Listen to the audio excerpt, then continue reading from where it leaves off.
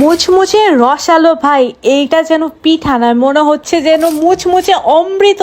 এটা এত বেশি টেস্টি অ্যান্ড ডেলিশিয়াস, জাস্ট কয়েক মিনিটের ভিতরেই বানানো যায়, খেতে জাস্ট দুর্দান্ত। সেটা কিন্তু আপনারা শব্দ শুনেই বুঝতে পারছেন। তো এই পিঠার জন্য আমার লাগবে মাত্র 1.5 কাপ ময়দা এবং হাফ চা চামচ লবণ এবং নর্মাল পানি দিয়ে আমি একটা খুব সুন্দর মথে মথে ডো বানিয়ে নেব।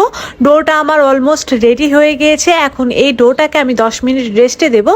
এই ফাঁকে আমি শিরাটাকে রেডি করে নেব। শিরার জন্য হাফ কাপ চিনি এবং হাফ কাপ পানি দিয়ে জাস্ট একটু চিনি আর পানিটাকে গলিয়ে নিলেই কিন্তু এই শিরাটা রেডি হয়ে যাবে। এখন আমি 2 চা চামচ কর্নফ্লাওয়ার এবং 1 টেবিল চামচ তেল দিয়ে একটা মিশ্রণ রেডি করে নেব। কর্নফ্লাওয়ারের জায়গায় আপনারা এখানে ময়দাটাও কিন্তু ইউজ করতে পারবেন। যাই হোক, এখন সেই ডো থেকে আমি 5টা লেচি কেটে নেব এবং 5টা লেচি থেকে আমি 5টা রুটি বানিয়ে নেব।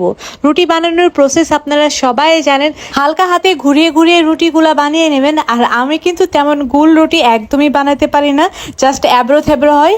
যাই হোক, রুটিগুলা আমার বানানো একদম কমপ্লিট। এখন প্রথমেই একটা রুটি নেব, তার উপর দিয়ে দেবো সেই কর্নফ্লাওয়ার আর তেলের মিশ্রণটা দিয়ে খুব ভালোভাবে চারোদিক দিয়ে ছড়িয়ে দেওয়ার পরে উপরে একটু ময়দা ছিটিয়ে দেব এবং পরবর্তীতে আরও একটি রুটি দিয়ে দেব। এভাবে করে আমি লেয়ার বাই লেয়ার 5টা রুটি বসিয়ে নেব।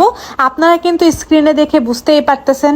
প্রথমে দিয়ে দিব সেই কর্নফ্লাওয়ার তেলের মিশ্রণ, তারপরে সামান্য একটু ময়দা, তারপরে আরও একটি রুটি। এভাবে করে জাস্ট 5টা লেয়ার বাই লেয়ার বসিয়ে দেব এবং সবার লাস্ট যে আমি রুটিটা দিয়েছি সেই রুটির উপরেও কিন্তু সেই মিশ্রণটা দিতে হবে। এখন একটা ছুরি দিয়ে জাস্ট দাগ টেনে টেনে এভাবে কেটে নেব।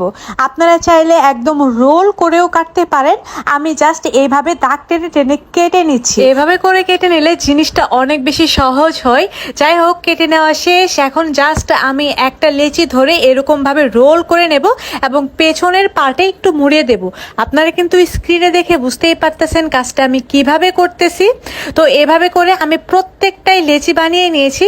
এখন একটা করে লেচি নেব, আবারও ওই লেচিটাকে আমি বেলে নিচ্ছি। হালকা হাতে বেলে নিলেই কিন্তু আমাদের পিঠাটা রেডি হয়ে যাবে। দেখতেই পাচ্ছেন খুবই ইজি ভাবে একটা পিঠা রেডি হয়ে গিয়েছে। এভাবে করে আমি প্রত্যেকটা পিঠাই এখন আমি বেলে নেব। তো প্রত্যেকটা পিঠা বেলা শেষ, এখন ভাজার পালা। এগুলোকে এখন জাস্ট ভেজে নেব। ভাজার জন্য কড়াইয়ে পর্যাপ্ত পরিমাণ তেল দিয়ে দিয়েছি। তেলটা যখন গরম হয়ে যাবে তখন তার ভিতরে ছেড়ে দিব একটা পিঠা এবং এটাকে জাস্ট এরকম নাড়িয়ে চাড়িয়ে ভেজে নেব।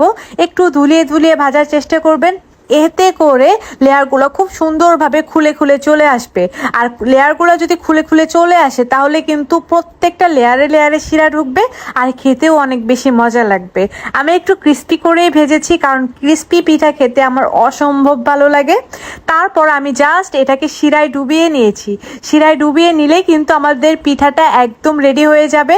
আর দেখতেই পাচ্ছেন পিঠাটার লুকিং, এইটা জাস্ট খেতে অসাম ছিল।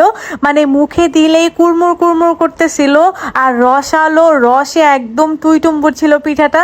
খেতে অমৃত লাগতেছিল আমার কাছে। যাই হোক, তিথিস কিচেনের রেসিপিগুলো ভালো লাগলে কিন্তু অবশ্যই তিথিস কিচেনকে ফলো দিয়ে রাখবেন আর রেসিপিটা শেয়ার দিয়ে রাখবেন। আজ তাহলে এই পর্যন্তই। আল্লাহ হাফেজ।